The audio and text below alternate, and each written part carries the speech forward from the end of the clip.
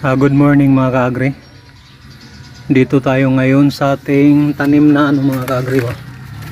Sa ating tanim na ampalaya. Yan oh. Tayo mga kaagri, pwede naman tayo makatanim ng mga kaagri. Kahit wala kang lupa. Sa pamagitan lang dito, ito matagal na itong mga kaagri ginagamit ko. Yan oh. Oh. Hindi ako bumibili talaga ng gulay mga kaagri. Nagugulay ako, sarili ko lang talaga oh. Yan. Katulad nito. Yan mga kaagri, ng biskwito eh. Matagal na ito mga kaagri, nasa mga sobrang 10 taon na eh. Na nga eh.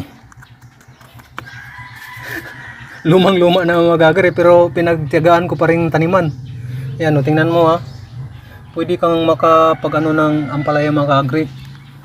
Kahit sa simpleng lang. Kahit wala kang lupa. Yan.